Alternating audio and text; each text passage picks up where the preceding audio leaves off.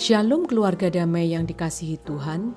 Sapaan damai sejahtera pagi hari ini terambil dari surat 1 Korintus 15 ayat 42b sampai 49 yang akan saya bacakan secara lengkap. Tema kita pada pagi hari ini adalah makna kebangkitan Kristus bagi saya. Sebelum kita membaca firman Tuhan, mari kita berdoa. Ya Bapa, tolong terangi akal budi pemikiran dan hati kami dalam mengerti isi firman-Mu, agar apa yang kami baca dan renungkan sungguh boleh sesuai dengan kehendak-Mu atas kami. Amin. 1 Korintus 15 ayat 42b sampai 49. Ditaburkan dalam kebinasaan, dibangkitkan dalam ketidakbinasaan. Ditaburkan dalam kehinaan, dibangkitkan dalam kemuliaan. Ditaburkan dalam kelemahan, dibangkitkan dalam kekuatan. Yang ditaburkan adalah tubuh alamiah, yang dibangkitkan adalah tubuh rohaniah. Jika ada tubuh alamiah, maka ada pula tubuh rohaniah. Seperti ada tertulis, manusia pertama, Adam menjadi makhluk yang hidup, tetapi Adam yang akhir menjadi roh yang menghidupkan. Tetapi yang mula-mula datang bukanlah yang rohaniah, tetapi yang alamiah. Kemudian barulah datang yang rohaniah. Manusia pertama berasal dari debu tanah dan bersifat jasmani. Manusia kedua berasal dari sorga. Makhluk-makhluk alamiah sama dengan dia yang berasal dari debu tanah, dan makhluk-makhluk sorgawi sama dengan dia yang berasal dari sorga. Sama seperti kita telah memakai rupa dari yang alamiah, demikian pula kita akan memakai rupa dari yang sorgawi. Bapak, Ibu, Saudara yang terkasih, jika kita membaca ayat di atas mungkin kita akan bingung dan tidak mengerti apa yang Paulus tulis atau ingin katakan dalam surat 1 Korintus itu. Karena itu ada baiknya jika kita mengetahui latar belakang jemaat di Korintus dan mengapa Paulus menulis surat kepada jemaat di Korintus tersebut. Jemaat Korintus adalah jemaat dengan latar belakang yang berbeda-beda dan beragam. Kota Korintus adalah pelabuhan laut yang penting dan merupakan salah satu rute yang paling ramai di Laut Tengah. Masyarakatnya terdiri dari prajurit-prajurit Roma, orang-orang mistik dari timur, orang-orang Yahudi dari Palestina, dan juga filsuf-filsuf Yunani.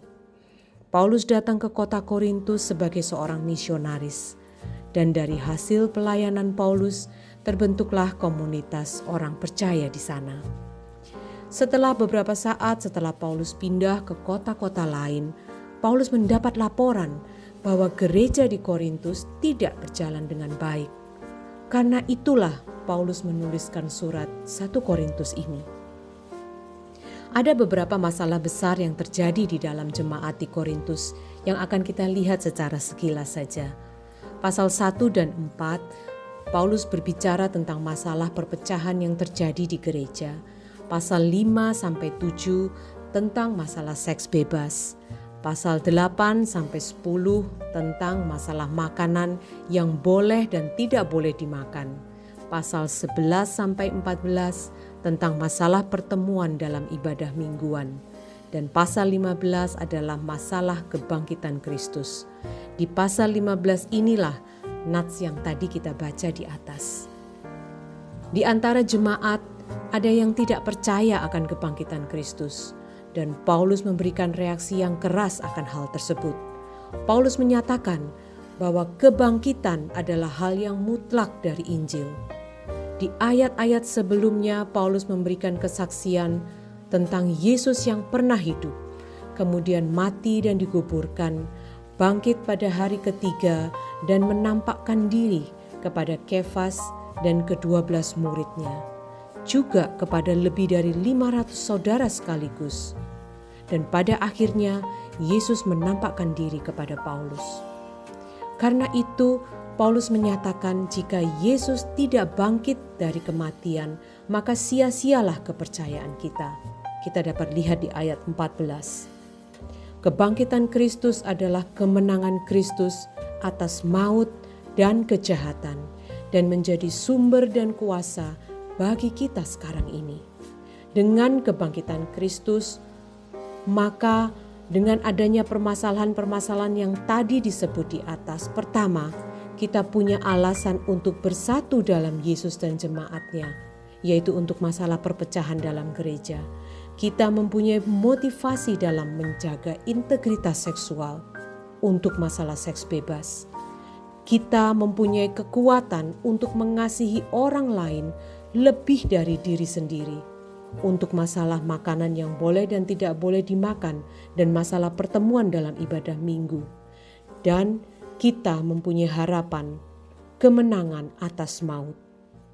Dikatakan di ayat 45, manusia pertama, Adam, menjadi makhluk yang hidup. Tetapi Adam yang akhir, yang adalah Kristus, menjadi roh yang menghidupkan. Bapak Ibu yang dikasihi Tuhan, jika kita yakin dan percaya akan kebangkitan Kristus yang selalu kita peringati dan rayakan dalam momen Paskah, apakah makna kebangkitan Kristus dalam kehidupan pribadi kita? Bagi saya, itu artinya Tuhanku hidup dan berkuasa.